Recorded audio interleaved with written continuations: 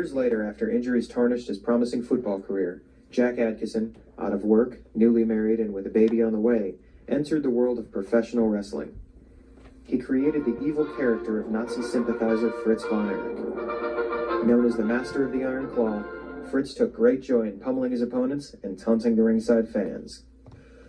By the late 70s, Fritz, having dropped the Nazi persona, took the true persona of family man, a proud Texas father of 5 boys: Kevin, David, Kerry, Mike, and Chris. Some things that were pretty rough, like, for one thing, we all knew who was Dad's favorite, second favorite, third favorite, and out here most families aren't like that, but, we all knew Kerry was Dad's favorite, but it was because my brother Jackie died, and then Kerry was the baby at the time. And so that was probably it, but I'll tell you, it sounds weird, but it's not so weird. The thing is, Kerry was Dad's favorite, but I was number 2. And so I'll take number 2, and 2's a great spot. Dad was pretty rough on Dave. I can remember a few times. And the reason was Dave, I'm sure we had everything that we got. I'm sure we had it coming. But Dave reminded Dad of himself. Dave had a temper, and he said things the way it was right then. And that's the way Dad did. And you think, well, this is an abusive family, but it wasn't. It was really, we were a really loving family. But, there were consequences to that were, people would think, extreme.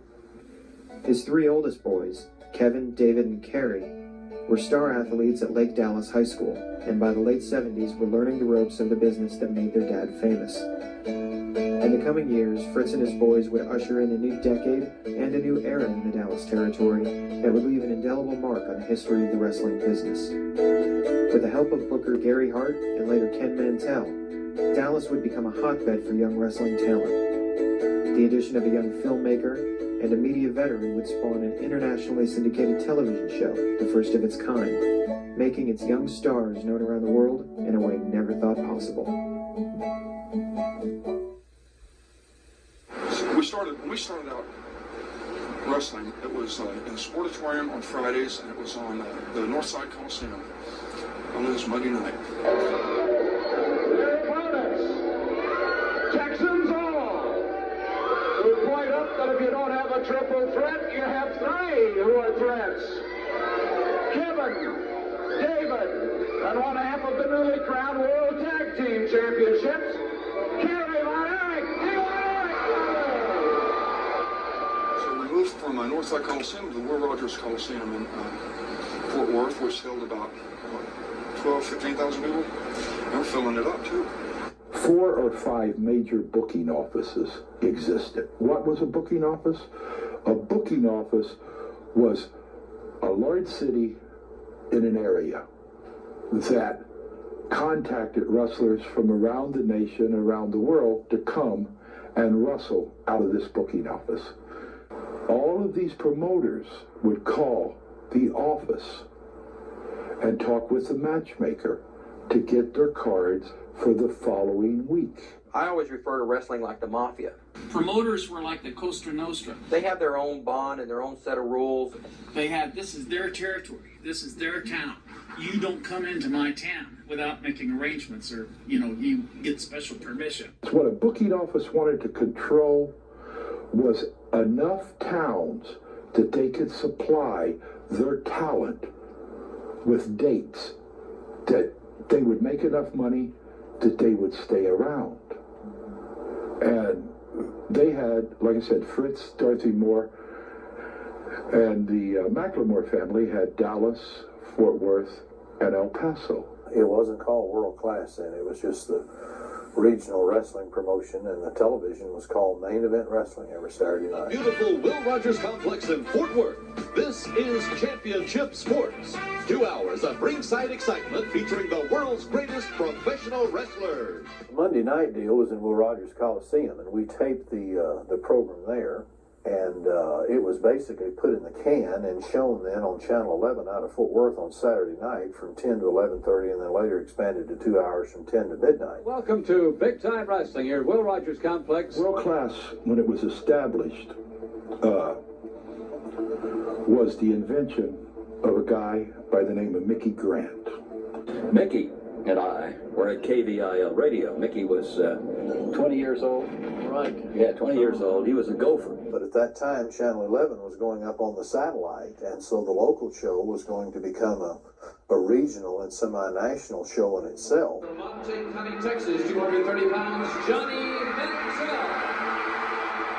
Channel 11 was filmed in Fort Worth on Monday nights became, I don't want to call it a cult following. I mean, it was just, everybody stayed up on Saturday night and watched it. But the thing about it was that it was wide shot, medium shot, wide shot, medium shot. One camera did not have a camera person. That's right. It was the wide shot. Only the one that zoomed in a little bit, and then they had a guy that would do an interview. I was learning from Bill a lot about what was happening. The show on Channel 11 was opposite Saturday Night Live, and it was getting about a 14 rating, and it was Saturday Night Live was getting about a, believe it or not, only about a 9 or 10 rating. I heard that the territory had just was beginning to get set on fire. So I just remember that they said that it's really, really doing good, and doing great every Friday, great every Monday, and then the spot shows in between were, started to really pick up. When I came to Dallas, Texas, it was averaging $4,600 on a Friday night. My deal with the promoters, for every 1,000 I get you above 46, I get 100. That was my deal. And it was a fair deal for everybody. If I didn't produce, didn't cost you a thing. The man known as the General of Devastation Incorporated, 245 pounds, General Skandor Akbar. It was just one of the hottest organizations in the country, and Channel 11 over here, it was a great caboose for us. They used to have 26 shares, which is unbelievable. So I said, Mickey, these new cameras that they're coming out with are just fantastic. Can you imagine? They could hold them on their shoulder. They get great resolution. And I said, if we could do something like that, add that tight stuff, get the muscles, get the expressions on the guy's face. So Mickey, being the film guy, was taking all this to heart. He approached the powers that be at World Class, well, they weren't World Class at the time, they called Southwest Sports, that he had a new idea, a way to present wrestling that had not to that time really been presented. He liked the idea of young guys, guys that would appeal to their demographics. Bill set up a meeting for us to pitch to Fritz the idea of doing a fancier wrestling show and multi-camera and instant replay, that type of thing. And we had a great meeting with Fritz, and then he never called back. A couple of years later, I got hired at a TV station in Dallas that happened to have a very large production department. Channel 39. Channel 39. They made a lot. They had originally been a double-day station, and they made most of their own programming. The station manager one day had a management meeting, and he had us all to come and ask, does anyone know of a show that we could develop that would get at least a 5 rating? And I waited till after the meeting, and I wanted to look like I thought about it some. And I came back to his office and got an appointment with him, and I pitched him wrestling. And I said, Bill and I had been thinking about this for quite some time, and I'm very convinced it would do far superior to a 5 rating. And he kind of laughed about it, chuckled, and said, well, you can do a pilot. He'd let me do the pilot. Seeing the revenue potential of adding a second television program to the promotion, Fritz finally agreed to give Mickey Grant's idea a chance. Again, I think it was one of those things, the moons and the stars and everything were aligned right, and everybody was at the right place at the right time. We started back where we were actually 2 years before. We're going to do it. I hadn't been with them very long until the promotion was ready to launch the World Class Championship Wrestling era, which involved the syndicated television show that was going to be produced out of Channel 39 in Dallas. So much of how we developed the initial episode and the future ones also I stole from Rocky. You know, I really like the behind the scenes, like when he goes into the locker and he's hitting the meat. You know, wow, that was inspirational to so much of what we did with the show. The same psychology. The wrestling was the same. It was just the way Mickey shot wrestling and how he edited it, put the music to it, and did their little personality profiles and everything. It changed the whole format of what you had to have a successful wrestling show. It's going to be something else. I guarantee it. From the world-famous Sportatorium, Southwest Sports presents World Class Championship Wrestling. Featuring the top competitors in the matches, sanctioned by the National Wrestling Alliance. Hi everyone, Gene Goodson here at the world-famous Sportatorium for World Class Championship Wrestling. The finest in professional wrestling anywhere, believe me. Doing the color commentary tonight is the one and only Fritz von Erich. Hey, I want to welcome all you people to the World Class Championship Wrestling. I think we have the very finest professional wrestlers in the world. Every match that you'll see tonight is not from a studio, it's from a live arena, one of the oldest, most well-known arenas, probably certainly in Texas, probably in the world itself. David Manning, your referee. When we first started syndicating the show on CBN, which was Christian Broadcasting Network, it was a shock. It was a shock. I mean, lots of rumors. It's not going to last. People won't allow it. People won't watch it. And within a matter of weeks, we were the #1 show on CBN. The trick was to constantly, you know, improve everything. He's the one that came up with the concept of mics all over the place, music, cameramen allowed to be up on the apron or even in the ring. I had done some work for Don King, and I learned how Don, I really like audio, and I'd learned how Don mic'd. So I had logs on the rings, I had shotgun, extra shotgun mics on the cameras. I had a person with a parabolic mic to, you know, I wanted to hear the sounds. As we say, from 1 or 2 cameras to basically, we had about 6 cameras on the set, guys running everywhere, everybody wearing headphones, and it was a major production. It was at that time that Bill Mercer, who had been doing the television in Fort Worth, was going to go and be the host of that show. So they invited me to be the host then to take his place with what had then been kind of the local show. Hello again, everybody. I'm Mark Lawrence for Championship Sports Tonight, coming to you from the beautiful new Amon Carter Exhibit Building, here a part of the Will Rogers Memorial Center. Welcome to World Class Championship Wrestling from the Sportatorium, the world-famed Sportatorium in downtown Dallas, Texas. Hi, everybody. I'm Bill Mercer. We've got a tremendous main event. Bill Mercer was the best, man. I mean, you know, unless you want to talk about Boyd Pierce or the guy that was in Atlanta for so long, you know, Bill Mercer was the best. You know, Bill was the guy next door, the expert, and he had that voice, man. I mean, you know, there's just so many people who have that voice, and he had that voice. And Mark was a student. World Class Wrestling is sanctioned by the National Wrestling Alliance. Good evening, ladies and gentlemen. Welcome to the Sportatorium. I think it was the summer of 1980. They needed a ring announcer on a temporary basis. I was supposed to work 3 Monday nights in Fort Worth at Will Rogers Coliseum, 3 Friday nights in Dallas. I needed the money. I wasn't interested, but I did it because I needed the money. I did it those 3 weeks. They paid generously. They were nice, honest people. I enjoyed developing a relationship with them. I thanked them at the end of that 3 weeks and said, if you ever need me, call me again. The phone rang, and it was the secretary saying that there had been a mistake and you're needed indefinitely.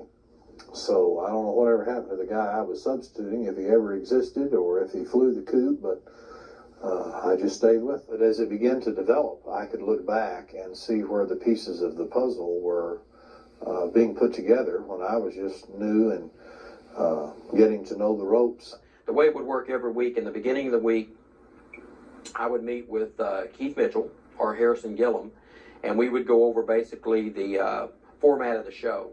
And then after everything was said and done, Mickey Grant would then overlook, you know, kind of come in, look everything over, And if there's any questions, he would get with Fritz. And then from there, the truck rolled in, you know, about 10 or 11 o'clock in the morning, and we were all set up and ready to rock and roll by 7 o'clock. And then it was we'd shoot the World Class show there at the Sportatorium. World Class Championship Wrestling, a weekly 1-hour primetime event that will change your preconceived ideas of professional wrestling coverage. World Class Championship Wrestling captures the action that takes place in the ring and outside the ring, with more cameras tight on the action, with special mini cams that keep pace with the flow of the action, with special audio to hear the struggle as it unfolds. Get away from me! I don't need your help anytime! Unique slow-motion coverage that captures the intensity of victory. Here it is, Jay, the way it happened at the end. Here we are looking at the modern-day warrior, August 15th, going against Ric Flair. He's rolling up to Captain Frank Dusek. Dusek in trouble, losing his balance. Kerry showing unbelievable power to pull the Dusek down. Here comes the count with David Manning, hook sliding in. It's all over. Increased production coverage that does more than bring you world-class championship wrestling. It places you in the center of the action for total coverage. We had come up with a simple formula of how to do the show correctly and that it could be done. No one believed it could be done. Find young, good talent, present it properly with a little class. Don't alienate the audience. If you really want to make a fresh start, you can't do it with people that have been there for a long time. You have to say, let's give some new blood a chance.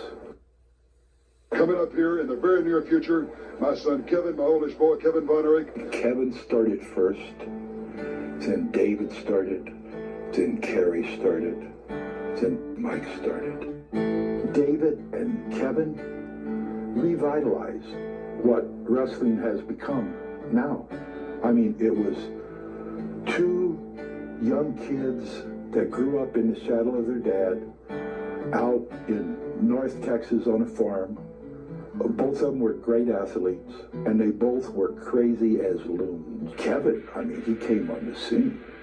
I mean, here was a good-looking kid, barefoot, and was crazy. I mean, crazy, just beat you up.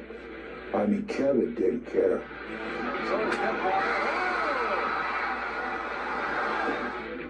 I mean, he would come at you, man, pounding you with everything he had. I mean, and he didn't care. He'd hit you in the nose, in the ear, in the lip, in the kidney. He didn't care. Kevin was the greatest thing that happened to Texas wrestling that I ever saw while I was here.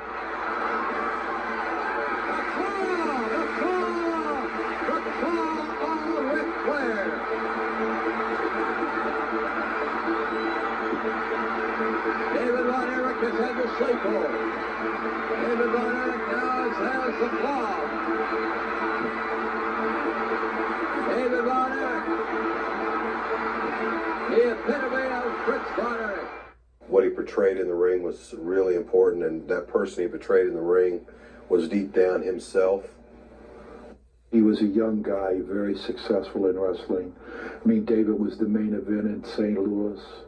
He went to the Omni in Atlanta. He went to Florida. He was in Japan. I mean, David was a big name star, and he made it really quick.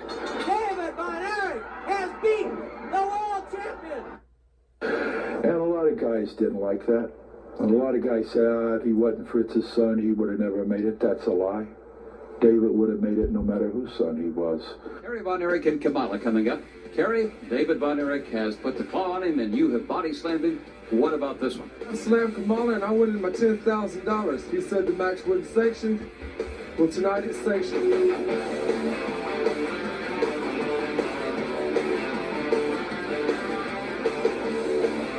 You know, David was most like his dad, but Kerry had that godlike air about him. From Denton County, Texas, 259 pounds, the modern-day warrior, Kerry Von Erich.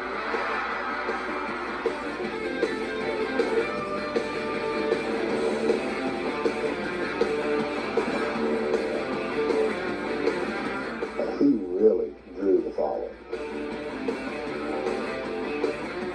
Kerry and I once went to a club, and we had to leave because it was getting really bad, and people were, you know, girls and things, people were coming up to us, so we left. And when we were driving through the parking lot, I remember all these girls dripping off the car, you know, trying to hang on. I don't think it's ever been like that again.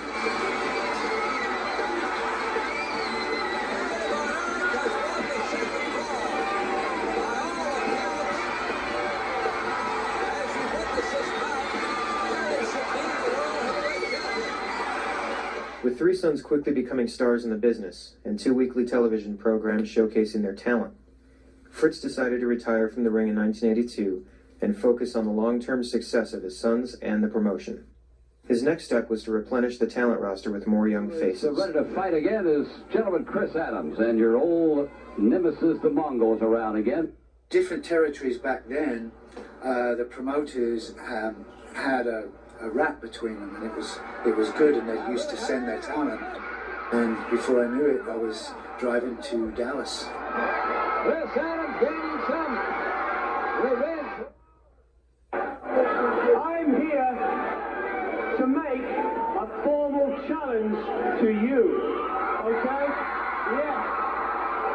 Some time ago, in front of thousands and thousands of TV viewers, Garvin called me a coward. Well, I'll tell you what, Garvin, I'm calling you a bluff, because I'm calling you a coward to your face.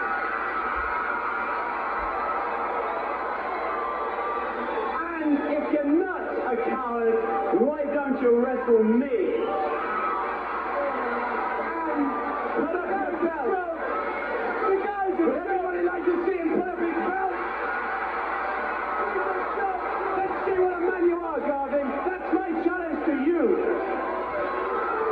You may remember that Chris Adams battled the gorgeous Jimmy Garvin to a draw, and it was at that point that Garvin decided that he was not going to defend his American Heavyweight Championship every time out because Adams was almost too much for him. In fact, he was too much for him.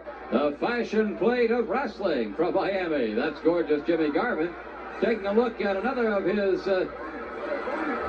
succession of opponents who, I'm sure in a sense he's hand-picked. I think. Whoa, and the Avenger goes to work in a hurry. He has some wrestling skills. And Garvin must be awfully surprised as, again, he is thumped in the back. A thrust kick. Hey, that looks like. Here it is. 1, 2, 3. A super kick. And the Avenger has beaten Jimmy Garvin. He's taking off his mask. He is Chris Adams. Chris Adams, gentlemen, Chris Adams is the Masked Avenger. The man who took Kevin Garvin to a draw. The man who changed the philosophy of Garvin. Good gracious, and that last thrust kick, the last super kick, gave it. You had a moment of realizing who it was. When we were doing TV, we would, you know, try to put the best product we could in the ring. And so I'd take deadener in the knee. You know, they'd give me the xylocaine mixed with cortisone in the knees or the back or the shoulders or the wherever I needed it. And my brothers too, because we wanted to really go in that ring. Now you paid for it a few days when it wore off. But you could really get in that ring and wrestle hurt a lot better than you could just, you know, toughen it out. Texas wrestling was always different from the rest of the world because, I mean, it was rough and tough here. We had a lot of guys who wouldn't even come here to wrestle because, as they said, you know, it was a shoot instead of entertainment. And but that's what we built our image off of, and that's why I think we packed the houses back then. People come, and they knew not only were they going to get a show, they were going to get great matches. You had to have very strong guys to fight these kids because they wouldn't give an inch, you know what I mean? They would emulsify you. The bad guys we had were perfect. It all started back with Kabuki. The great Kabuki, the boogeyman of Singapore. Nothing in your life have you witnessed in a 4x4 square circle like you will the great Kabuki. From the time we had Kabuki, one right after the other, the wrestlers that came here that and some of them we created, the villains, I mean, they were top of the line. It's not the word fabulous that makes us world champions. It's the word that follows it. And that's Freebird. And there's only 3 of them. And they can be imitated, but they can't be duplicated. Michael Hayes and the Freebirds, for their time, there was no one better. Gary's the one that actually booked the Freebirds to come in. I told him, I said, you guys, I could make you a hell of a deal in Texas. Well, I don't know if we can make any money there. Said, unless you got Houston and El Paso and Dallas and Fort Worth, it's hard to make money. I tell you, I'm going to bring you to Lawton, Oklahoma. And I'm going to book you against the Von Erichs. And they said, well, we'll see what happens. You couldn't get within 2 miles of the building. Michael wasn't the greatest wrestler, but when it came to showmanship, the guy, I mean, just walking to the ring, he was phenomenal. Freebirds were funny, different than any other, quote, villains in wrestling. They cheered the Freebirds as much as they cheered the Von Erichs. When they came in here, you know, they were on the same side as the Von Erich. A spectacular entrance, and the Freebird Army is here. Well, sometimes there's a fine line between love and hate, right? A very fine line. They stood on that line as well as anybody. Have you ever seen record crowds like this before? I certainly. All right. That proves my point. It's something we've done from coast to coast. We've sold out the Omni. We've sold out the Superdome. We sold out Reunion. The beginning of the Freebird Von Erich feud occurred when Michael Hayes was selected by the fans as special referee in the World Championship cage match between Kerry Von Erich and Ric Flair. And this is what occurred, and the feud began. Hayes is certainly wound up in his intent. Now Hayes is getting so frustrated in this event. Now Hayes has just really lost his composure. He's lost his composure completely.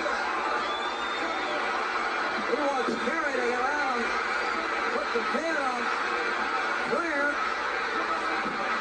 What is he? Hayes has just really kind of lost his composure here. He's telling Kerry Von Erich to put a pin on Flair after Hayes knocked him down. Hayes is just... Now Hayes is going out. Hayes going out the door. Here comes Ric Flair again. Oh, Kerry Von Erich hit in the head by that cage door. As Gordy threw it too, and Kerry Von Erich smashed by the cage door, leaning over the rope. It just exploded.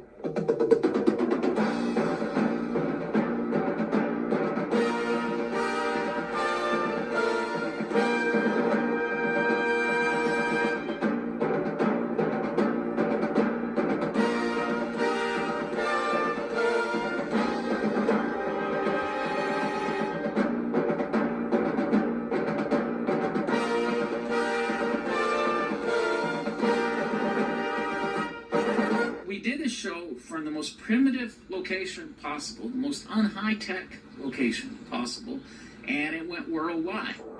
But in Houston, Paul Bosch, he didn't want to hear about the Von Erich boys.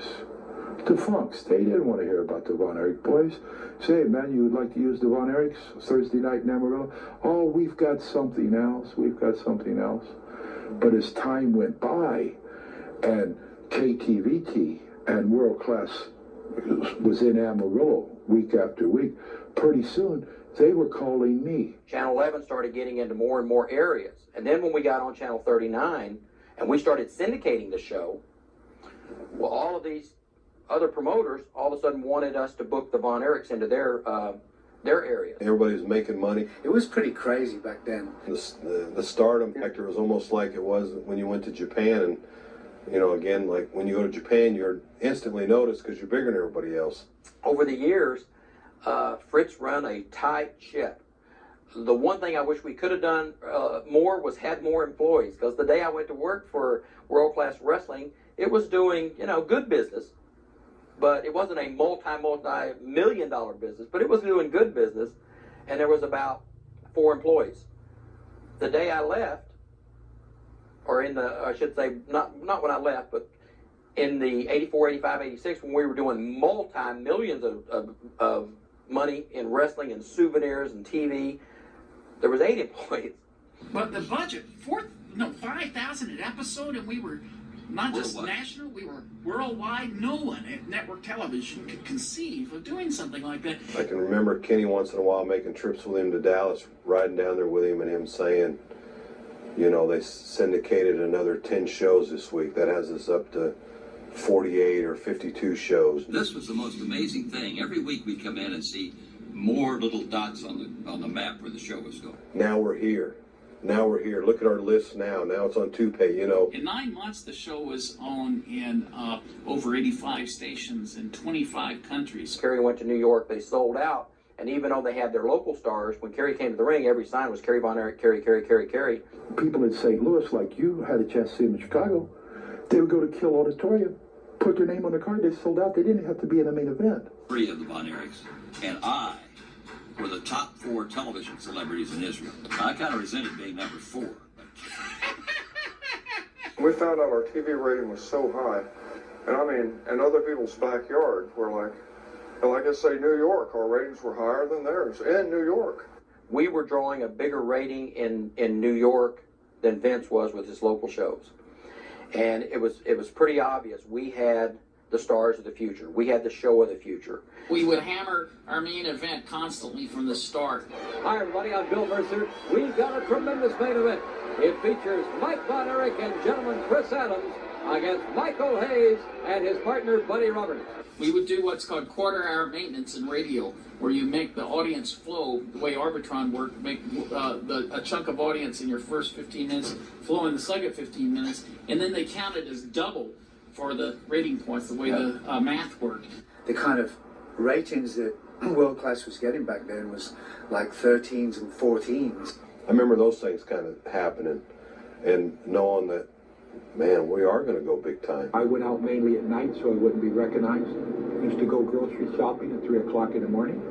So as you can see, I'm Gary Hart. Bill Mercer was supposed to be here today, but he's somewhere up by North Texas State matriculated, he told me. I just think it is. He don't like to. Hey, bro, what it is? I can't, man. I'm doing some business. Nice talking to you. Everybody that came in there knew about it and was anxious to be a real part of it. Sometimes I felt bad. I mean, I didn't, but sometimes you felt bad taking the money they were paying you because you got to go out and play with a friend. You know, I mean, that's basically how I always looked at it. You say Devastation Incorporated across the wrestling world today, and they know it's synonymous with great wrestling. And I can't think of a better evening to end your career, Kerry. And then after we're finished with you, it's Dave and Kevin and that young snot-nosed punk Mike, because I haven't forgotten you either.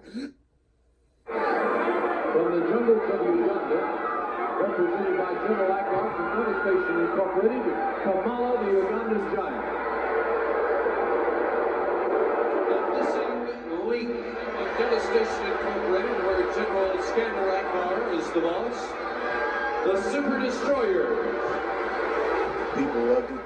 They hated us, but they still loved it. It was a great adventure. Kamala's with it, and what in the world are they doing here? Akbar pointing up to the ring. What in the world are they here for? This is something ludicrous on the part of Akbar. Now Bronco Levitz, looks like Akbar's after anybody. He's after David Von Erich.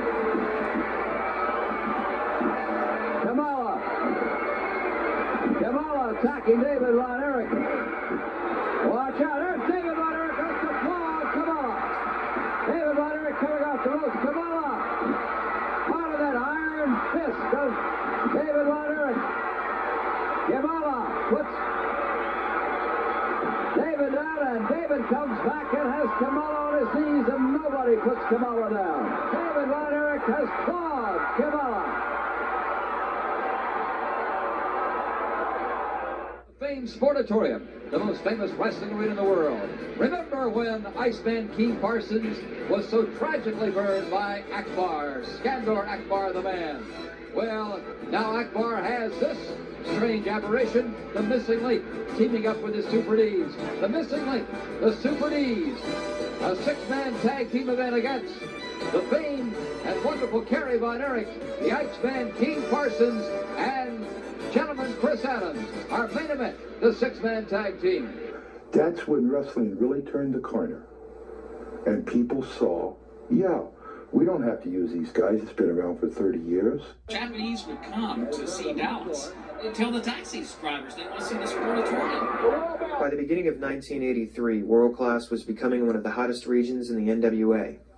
Both Ric Flair and Harley Race, during their respective world title reigns, made trips through Dallas to defend the championship against the top stars in World Class. See, you have to understand, in the old wrestling business, you got paid on what you drew. Everyone had a different deal. But at that time, the world's heavyweight champion, which Ric Flair was, got 13% of the gross. Now think about that. Think about that. 3% went back to the alliance to cover expenses, and 10 went to Ricky. I'm the man. Custom made from head to toe. Christmas week in 4 or 5 towns, it was a little over $300,000. Ricky walked out with over $30,000 that week. Woo! But he deserved every penny of it. In mid-83, Harley Race came to the Sportatorium for a World Championship match to help cement the stardom of another rising star. Ladies and gentlemen, your main event of the evening for the World Heavyweight title of the National Wrestling Alliance. One fall, 60-minute time limit. The defending champion tonight has held the world title more times than any other man. Kansas City, Missouri, 245 pounds, 7-time world champion, Harley Race.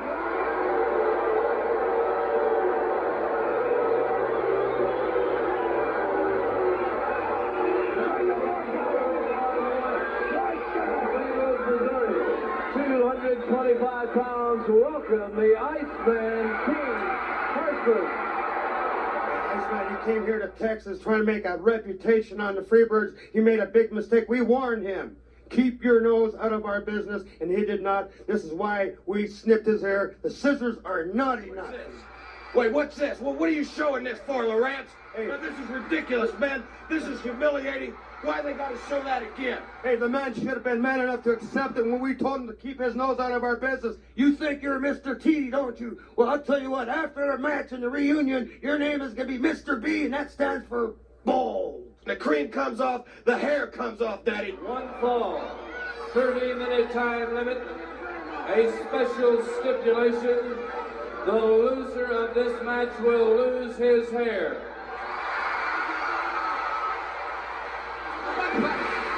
And level him, and it did. It leveled Roberts. Buddy Roberts is covered with his own hair removal cream. David Von Erich and Terry Gordy are handcuffed in this battle, and Michael Hayes interferes. That is the event that really then set the feud into its avalanche of activity. David Von Erich and Terry Gordy rolling along, and in comes Michael Hayes to interfere in the bout. And Michael taking out his frustration. Whatever tipped him off into getting even with Von Erich. And look at Kerry. He is flailing around, flailing away. And the feud picked up steam by the leather strap country whipping match.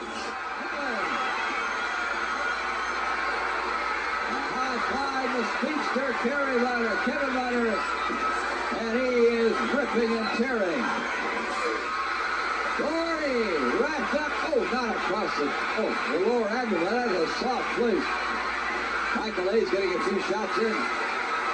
But Kevin just slashed him. Hayes' back is bright red. With Mickey Grant's innovative production elements, World Class's talent roster, and new syndication deals every week, Dallas was the hottest place in wrestling. Mark Lawrence, our ring announcer, who will tell us all about the 6 men involved. This main event, one fall, 60-minute time limit. The trophy is here in the ring for the 6-man title of the world. First, the challengers teaming together tonight. Freebirds, Michael Hayes, Buddy Roberts, and gorgeous Jim Garvin.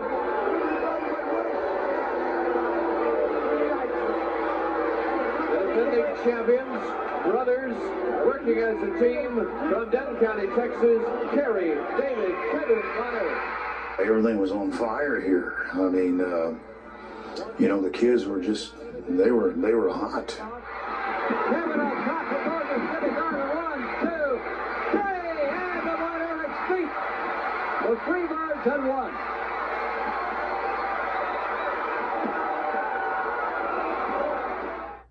I developed a good relationship with Frank Goodish, who was Bruiser Brody. Bruiser Brody, I mean, who could you want to, I mean, how could you not draw money fighting Bruiser Brody? Brody coming in, there goes Akbar. Brody decks the Kamala Uganda Giant. Well, maybe this is a man who can do it. You never see Kamala down, but Bruiser is put him down. Brody was about as close as you can come to the popularity of the Von Erichs. He was a big star here. When I heard Kerry Von Erich, he called me on the phone in Japan. When I heard that he actually was inviting me to come over and help settle something that he got involved in with the Freebirds. And then I hear that the Freebirds say, Bruiser Brody, everybody knows him. He's not a man of his word. Everybody everywhere knows that. There was never, I mean never, a doubt in my mind that I would be in Dallas, Texas in the Reunion Arena fighting against the Freebirds for the American Heavyweight Championship belts. There was never a doubt in my mind. And there was never a doubt in Kerry Von Erich's mind. Only in the Freebirds' mind was there a doubt. Wonderful guy. Hey, fired away, and Bruiser just stands there and takes it, and now Pretty individual to look at and took delight in that, but was a very bright individual and a good family man and a good businessman. He came out one night in the dressing room and he is steaming. So what's the matter? That so-and-so young guy that I got in there, he's trying to show me up. I said, really? He said, yeah. I said, what'd you do? He said, I just beat the hell out of him. That's what I did. And man, they just had to drag the guy out of the ring. We asked him one time, so, well, Bruiser, how's how's your finances? Are you okay? He said, oh man, I've already saved $4,000 or $5,000. And I looked down at that big can, had a great big bag of canned tuna. Bruiser Brody always carried 5-6 cans of tuna, 4 or 5 cans of pork and beans. So I said, you'll make it all right.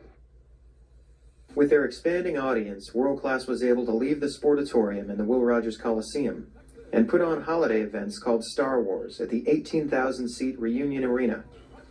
For the fans, Star Wars events were the culmination of many of World Class's hottest feuds and the introduction of others. Spectacular at sold out, vivacious, vibrant Reunion Arena here in downtown Dallas, Texas. A tremendous card of world-class championship wrestling. Kamala and David Von Erich. That's just one of the super main events. Remember this one? Kamala battling David Von Erich. David putting the iron claw, and then Akbar comes up with his whip across the back. Well, it didn't take long for David Von Erich to react to that one, or Kamala. But David Von Erich is the only man who owns a victory over Kamala. He did that with the iron claw. Kamala, the Ugandan giant. David Von Erich, the toast of Texas. And in our other tremendous event, it'll be Chris Adams. Remember the Mask Avenger?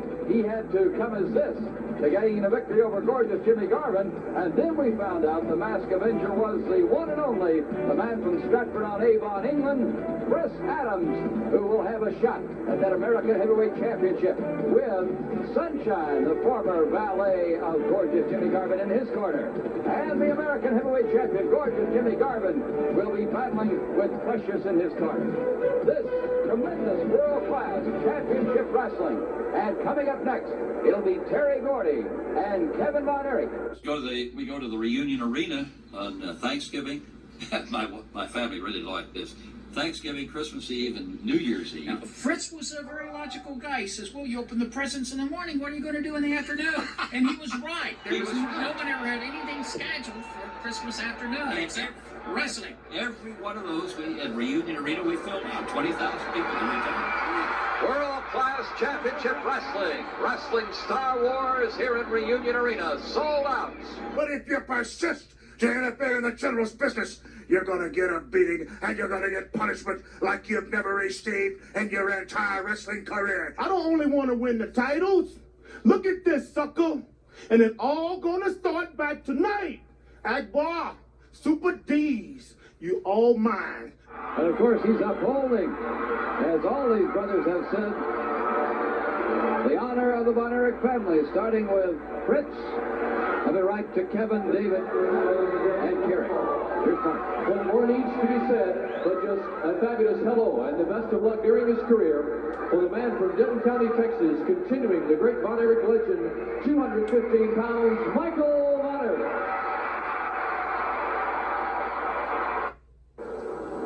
Mike was in the shadows of his older brothers. Mike really didn't have any background in wrestling. Personally, I was never much on Mike making it in wrestling. I always thought that Mike probably would have wanted to do other things other than wrestling. I mean, he didn't have that, say, killer instinct or that, you know, that the shine. Mike was what Mike was, you know, no less, no more. For now, a whip.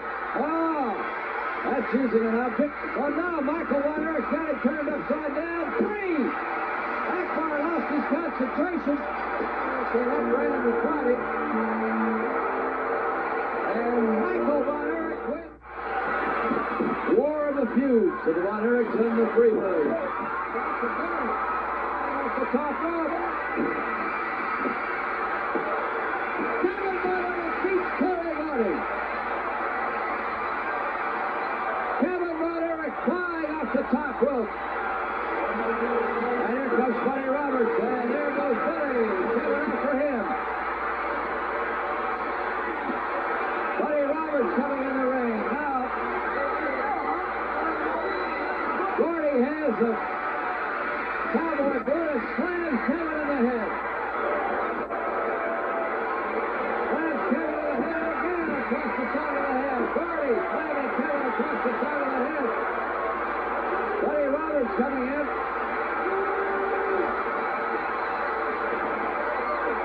Roberts now has the hand of Kevin Von Erich on the mat, and they're stomping on the right hand of Kevin Von Erich. Kevin needs some help. They're obviously trying to. Here comes Kerry. Here comes David. Kerry and David flying into the ring as Kerry Gordy and Buddy Roberts, with malice aforethought, taking the shoe off, the boot off, and slamming and stomping Kevin Von Erich's right hand, trying to break his hand. But Akbar, you tried, and for 2 months you've been talking about how you were going to ban the claw. Well, the night is tonight, and the claw is here. It ain't banned, and it's going on Kamala's head. You can bet your bottom dollar on that. Fighting the claw. And coming in for the claw. David Von Erich crashing in on Kamala with an iron claw. On his back. Almost on it. And Akbar is slammed by David. And Kamala is still going to have to watch this. The bell. He wanted the bell. David asking for the bell. Here comes Kamala slamming David Von Erich. And Kamala. And now Akbar. Choking David Von Erich from behind. And Akbar has gone absolutely berserk tonight. Here comes Kerry Von Erich. Kerry Von Erich in. Looking for somebody else to come flying over here. Akbar's in the ring now. Kerry picked up Kamala and body slammed him. David Von Erich is having his arm raised by Brock Goldovich, the winner, David Von Erich.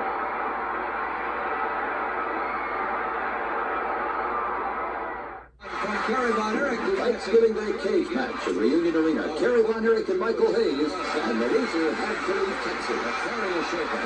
The Reunion Arena Spectacular Holiday Wrestling. Watch this fantastic bout. This time, it is Michael Hayes. Warwick throwing something in the ring. Throwing some on Buddy Roberts climbing up on the side. And he's got some knuckles. He missed. He missed it again. Discus punch. There goes Michael Hayes. Kerry missing. Buddy Roberts up on the top of the cage. And Roberts lands on the cage. And the score slammed on Gordy's head by Fritz von Erich. Retribution as Kerry von Erich is declared the winner. Kerry von Erich, the winner over Michael Hayes. 50 seconds. Kerry von Erich wins the round. Hayes the lead. The Von Erichs' fame and the world-class show out of the Sportatorium were reaching as far away as Europe, Japan, and the Middle East. Never before had a major professional wrestling promotion, let alone a regional subsidiary of the NWA, used syndication to take the world stage. I mean, it was unbelievable. You know, one of the things that wrestling was always was there they were, but we don't know them. We don't get close to them. And what Mickey came up with as a fact, I think, that made the show even more than, or as much as the great talent that was there, was the fact that we did these features. Well, I think it's very exciting, very fun. So let's go back to that exciting days in yesteryear when Garvin had to be valet to David Von Erich. A big day with David Von Erich as gorgeous Jimmy Garvin and Sunshine plays a part of valets for you. Oh, this must be a big, big occasion. It's a great day for Dave because today Jimmy Garvin's going to learn what it means to have a full day's work. Come on, plan All day long.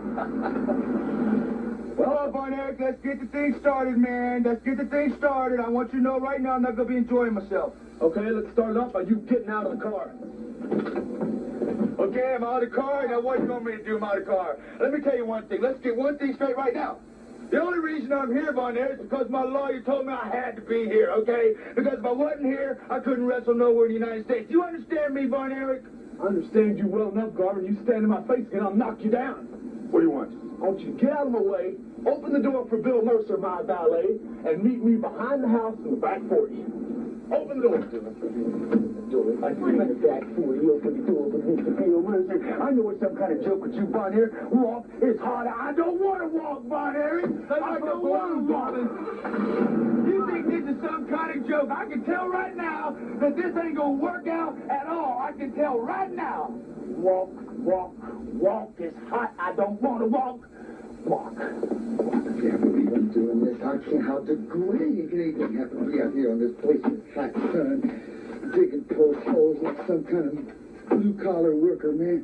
Hey, Garvin, what are you doing? I got a sand spur in my tennis shoe, okay? Well, get it out later, not on my time. You're working for me, boy. Sunshine, come over here and do this for a while. Sit down, okay? Sit down. You pull the trap. Garvin, you shut your mouth and dig your hole. Hole! Don't hurt Jimmy. What's the matter with you, man? You some kind of nut or something? I'm digging as fast as I can. Look, I'm digging. It's hot out here. Put your belly aching this dead, Garvin. Oh, it's your belly. Down. Wash under his gross neck. Hey, Garvin, don't forget to get under his ears real good now. Listen, I want you to know I'm only doing this because I have to, Von Erich. Otherwise, I wouldn't be here. I know you're sorry I was sleeping. Get under his neck, good. I want to go home. You can't go home. We got to do this. Why do I... We want to go home. You can't go home. Wash around his mouth. I ain't getting around his mouth. Wash around his mouth. Really, I'm scared. Don't worry. 3 more dogs to do, Garvin. Hurry up. Grab him. He sits on the ground just like your brother Kevin sits on that American title and just like you're sitting on my Texas title. Yeah. He stinks. It's the grossest thing. Watch this stinky, gross dog. Gross. Stay, dog. You hold him. I'm tired of holding him. You hold him. Gross, smelly animal. Stay, dog. Hold on to him. Don't let him go. Hold on to him. Get him back over here by the soap.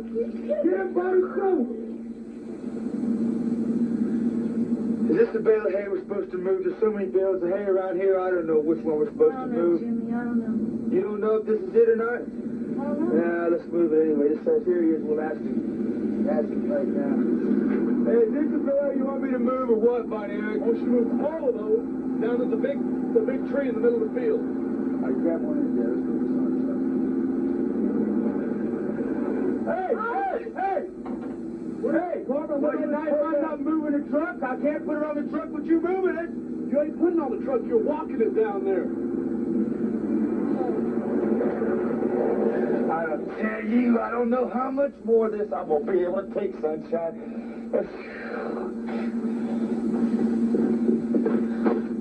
Get a bail, get a bail. I can't carry all this by myself. Enough of this. Come on, drag that over this way. Come on. Come on. I can't believe it. Come on. Drag it faster. I'm trying. Oh, come on. Come on.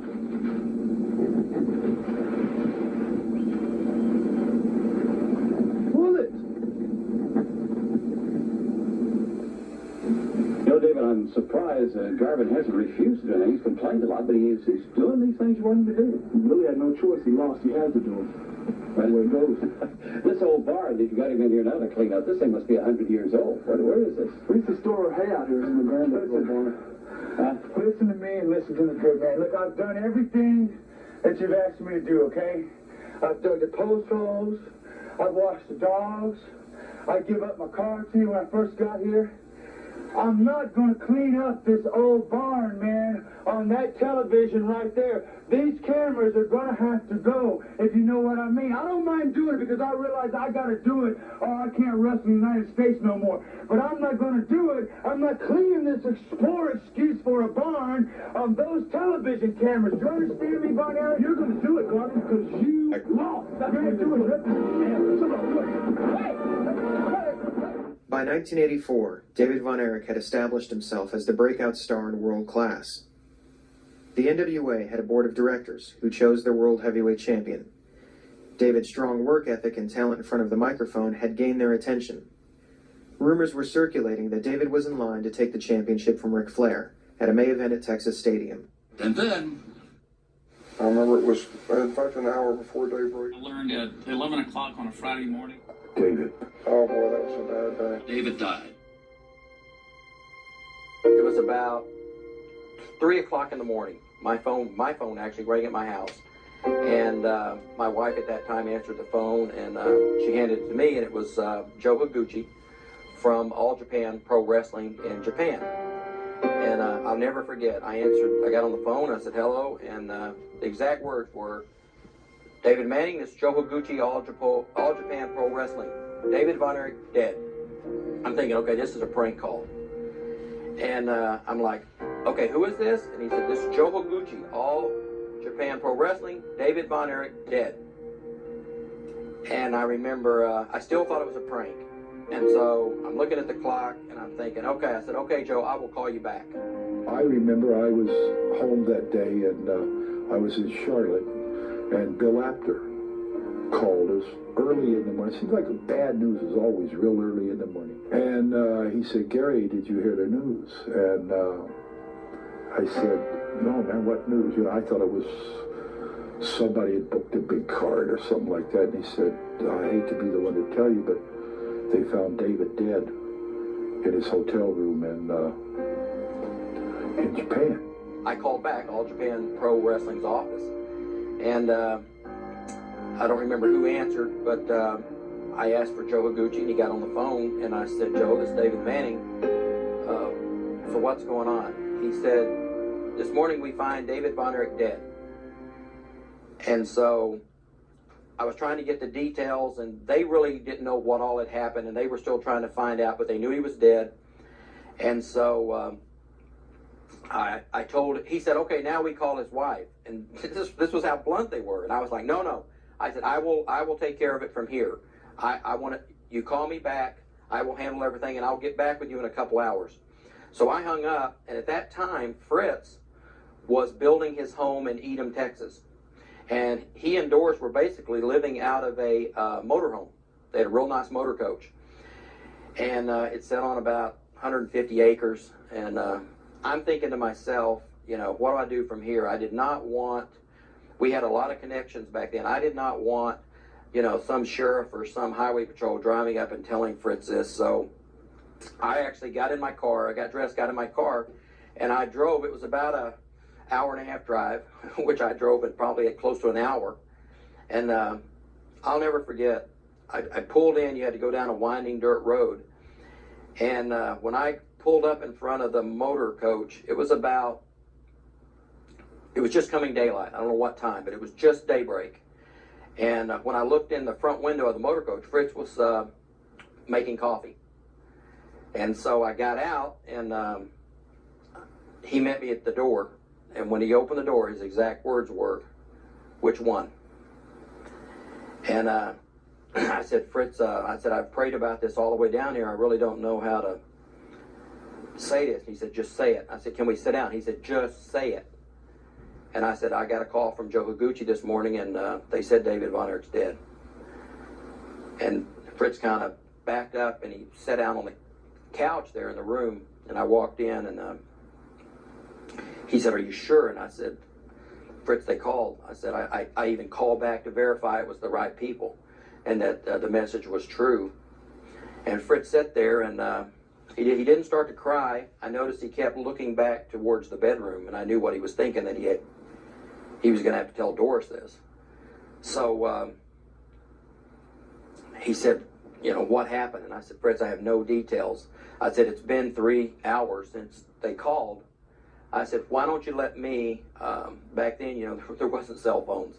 I said, "I'll go into Edom and let me call back over and see who I can get a hold of. And I know what you have to do, and I'll get some details and come back." So I went into Edom, and I called back to All Japan Pro Wrestling, and at that time, things were really chaotic, but it was obvious they had found David in his room, basically across the bed, and looked like he was trying to get to the phone. And they had not done an autopsy at that time, so they weren't sure what had happened. So they told me for sure it was true. And I remember when I drove back, when I turned down that road, as I was pulling down close enough that I could see the motor coach, Doris was actually out in the road waiting on me. And when I pulled up, she wasn't hysterical, but she was very emotional, and she was like, "It was a mistake, right? It was a mistake." And I was like, "No." I said, "David's dead." And I said, "All they know is they found him in the hotel room. From what I understand, Brody was there. I'm going to try to get a hold of Brody." But I got the call that Dave died at daybreak. I remember it was, in fact, an hour before daybreak. And I heard that Dave died. No, man, it just hit me like lightning. It was just... Well, as we promised you earlier in the program, we're visiting in the studio with Kerry Von Erich and David Von Erich, visiting about the Freebird battle with the Von Erichs in the big feud. David and his brothers were in the main event of the February 3rd taping. Shot just days before his trip to Japan, the show did not air in syndication until the week after his death. Light years away from the cyberspace of instant news we live in today, the February 3rd taping aired in its entirety, with viewers around the world unaware that the 25-year-old star they were watching died of an apparent stomach ailment just days earlier.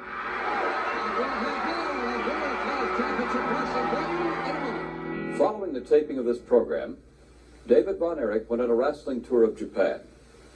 Last Friday, following a match in Tokyo, David Von Erich died. He was 25 years old. On behalf of World Class Championship Wrestling and the many thousands of fans around the country, we send our sincerest condolences to the family of David Von Erich. The autopsy was heart failure due to acute enteritis. And before David left to go over there, he'd been sick after the matches, throwing up. And what's sad is it could have been cured just with a doctor's visit. Acute enteritis, it's like an intestinal disease. And with some pills, antibiotics, it would have been fine. But he put it off, went to Japan, and from what I understand, he ate some sushi. They love sushi, all the Von Erichs. And that's not good for intestinal enteritis. And had to take some painkillers for the pain. And I guess, from what I'm told, his intestines basically swelled to the point they ruptured. His body filled up with blood, caused heart failure, and he died. As we say, details were coming in very sketchy about the death of David Von Erich. And the first rumor we got here, matter of fact, the first announcement Bill Mercer did, was we understood that David had actually fought and had taken a kick to the gut, which we thought had maybe inflamed the acute enteritis. Later, we did find out they had not even actually had a match yet. Rumors out there, I mean, there was rumors flying everywhere, and drug rumors. And basically,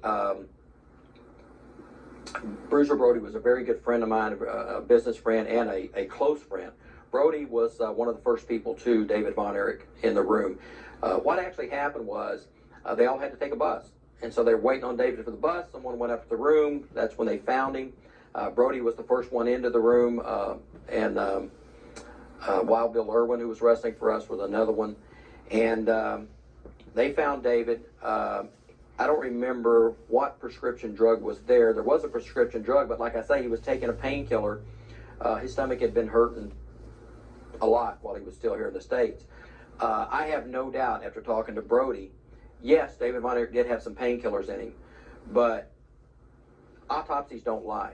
David Von Erich died from acute enteritis. His intestines swelled, they ruptured, and he died of heart failure. To me, it's just like it happened yesterday. Loved him like a brother.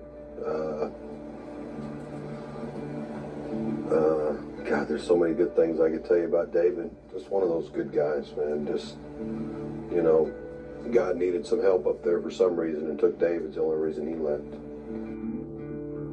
Fritz was never one of my favorite people, but I called him, you know, and told him that I was very sorry for his loss. And at the time, I had been fortunate enough to have two small boys of my own, and I realized that for the brothers and Fritz and his mother Doris, I mean, it was a horrendous time. I do remember going to the Channel 11 studio midweek and just taping a brief piece, just announcing that he had died overseas.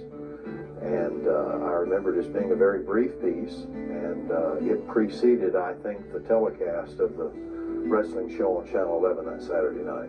It shocked Texas. That weekend that happened on a Friday, it was a horrible shock to us, but we decided we just can't run our normal show. And we started to work, and we didn't go to sleep. We worked around the clock, and we did a tribute to him that aired that Sunday morning. Welcome to World Class Championship Wrestling. I'm Bill Mercer. Today, on this edition of our program, we're going to look back to the life of David Von Erich. And we edited, worked. I have a copy of that. Yeah, we edited and worked, I would say at least 40 hours without sleeping, without stopping. With all the pieces we'd done with him, just a really powerful tribute. We had, it was, we were in shock. We were in shock the whole time. I knew what he liked to eat for breakfast. I knew what made him happy. I knew what made him sad. And I fought the man in the ring that made him famous. And it's a shame. And it is a tragedy. If life had not been cut short, the kid would have been world's heavyweight champion. He died a champion, and he will always be remembered as a champion.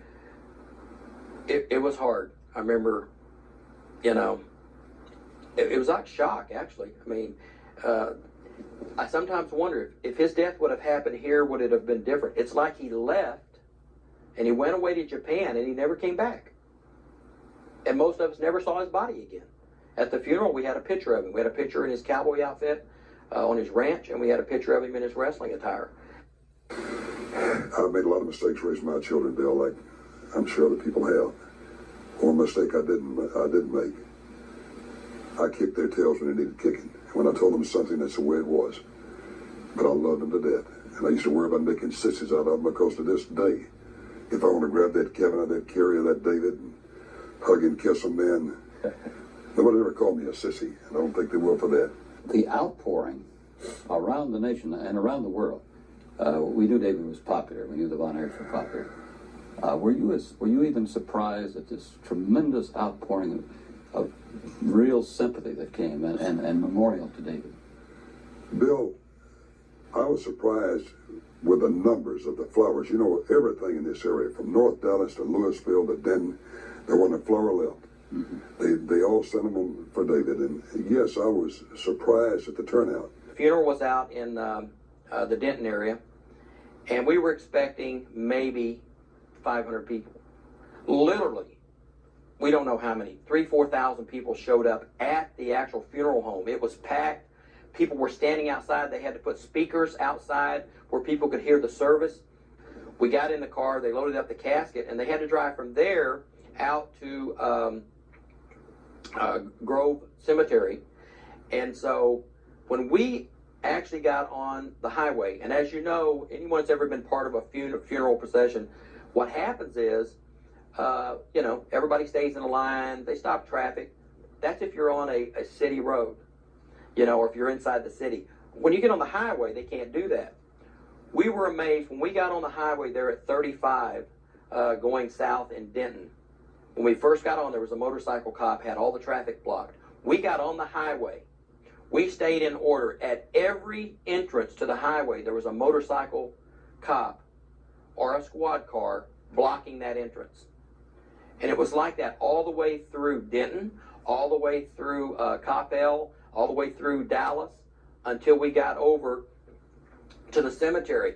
And as we would pass these motorcycle cops, you would see them go by. They would fly by us and go up ahead and block another entrance to the highway. And this happened all the way till we got to the graveyard. To go down Highway 635 or down 35 like we did to the gravesite, and then having the highway closed down while the procession went, and seeing Vern and Rick and all the big shots coming in for it. It was just amazing. And as we got to the graveyard, I don't know how many there were, but I'm going to say there was 75 to 80 motorcycle cops standing beside their motorcycles with their hats off on their chest. And then all of these people that had been in the funeral home couldn't even hardly get into the gravesite. A lot of people went straight to the gravesite, and then there was literally thousands of people there. One of the things that we keep being asked by all the fans who are concerned, and sincerely concerned, as we've seen, is what happens to the Von Erichs now? It is as though this would put an end to something, but actually, from what I gather from you, this is only a beginning. Well, there's no question about it. It amazes me. Some of the fans think, boy, David is gone. What are they going to do? Hey, David's been an integral part of our lives. No question about that. We loved him to death. His mother and I and his brothers. But David is gone and life does go on. I tell you, Bill, if I hadn't been a Christian and my children and my family, this would have been extremely hard. And it was. It was a terrible shock to us. For the first 2 years of the business, especially, David and Kevin, when David broke in, they traveled everywhere together. And always growing up, they were basically the closest age. So David and Kevin were more of a bond than they were with Kerry. It was really, really harder on Kev than the other brothers. It was hard on all the Von Erichs, don't kid yourself. And when it comes to stepping up and backing any of the brothers, not just those two, they were there for each other. Yeah, we're close, all right. We never had neighbors, we lived out here in the country, and we were just each other's best friend. And we did things like hunt all the raccoons, foxes, possums, coons, everything we could. Just plain duck hunting, dove hunting, fishing. Yeah, we had a lot of fun together. I remember it was especially tough wrestling. After Dave died, Dad wanted us to be brought back in that ring because, the demand, for a wrestling match was really big back then, to one of us on the carpet. We were grieving. We were thinking about our brother, And it's going to be a memorial to David, I have no question. You're all three, at some point in your professional lives, going to have the world title. His question now, which of you two is going to be the next world champion? So, but it was devastating. It was devastating to Fritz. But we lived in a world to where life had to go on. I mean, we had matches the next night. Fritz was always adamant about you don't miss the main event, you don't miss matches. And at that time, we had press everywhere we went, wanted to interview us, what happened. And so I think that actually helped him through it. There wasn't any days to sit around and reminisce and wonder what if. Basically, the next night, I know Kevin missed maybe 2 matches. That's it. He had to be back in the ring. And then, as we had these matches, we used to do, you know, two events a night, a lot of nights. I know there was nights Kevin would wrestle in one town, get in his car, get on a plane, and travel to the next town and be there to take Dave's place in that match. And Kerry would do the same thing. We would rotate them. It was really hard to get in the ring, especially when you've been in that building before with your brother, and little things would remind you. I don't know, I just never really completely got over that.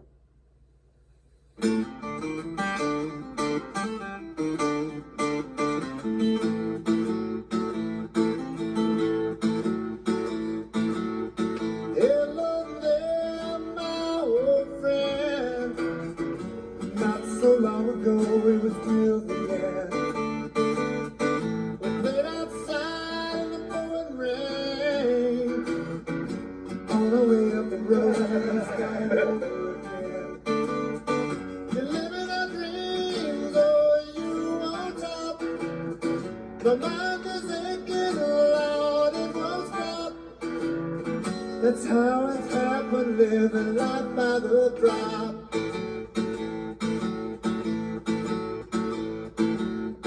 Up and down the road in our worn-out shoes, talking about good things and singing the blues. You went your way and I stayed behind. We both knew it was just a matter of time. Living our dreams, oh, you on top. My mind is aching, Lord, it won't stop. That's how it happens, living life by the drop.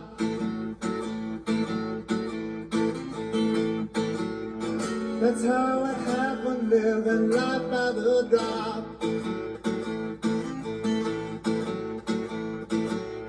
That's how it happened, living life by the drop.